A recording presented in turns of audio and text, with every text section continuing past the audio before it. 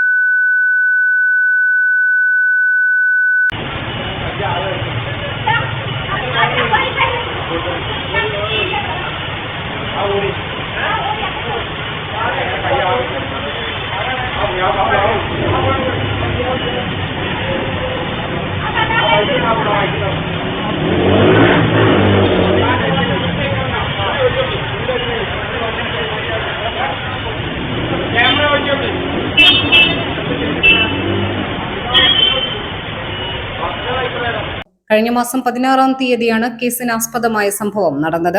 വളാഞ്ചേരി ജംഗ്ഷനിലെ ബിരിയാണി സെന്ററിൽ ഭക്ഷണം കഴിച്ചുകൊണ്ടിരിക്കുമ്പോൾ ഉണ്ടായ തർക്കമാണ് കത്തിക്കുത്തിൽ കലാശിച്ചത്.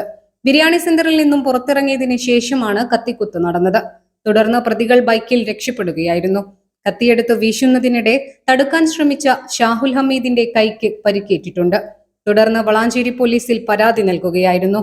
തുടർന്ന് വളാഞ്ചേരി പോലീസ് നടത്തിയ ഊർജിതമായ അന്വേഷണത്തിനൊടുവിലാണ് ഒരു പ്രതിയെ പിടികൂടാൻ കഴിഞ്ഞത്. മറ്റൊരു പ്രതി ഒളിവിൽ പോയിരിക്കുകയാണ്. SI ജോബ്, സന്തോഷ്, SCPO പ്രമോദ്, CPOമാരായ റഷീദ്, ഷഫീഖ്, ഗിരീഷ്, വിജയ് നന്ദു എന്നിവർ ചേർന്നാണ് പ്രതിയെ പിടികൂടിയത്. കോടതിയിൽ ഹാജരാക്കിയ പ്രതിയെ റിമാൻഡ് ചെയ്തു. News desk 3 Max Live.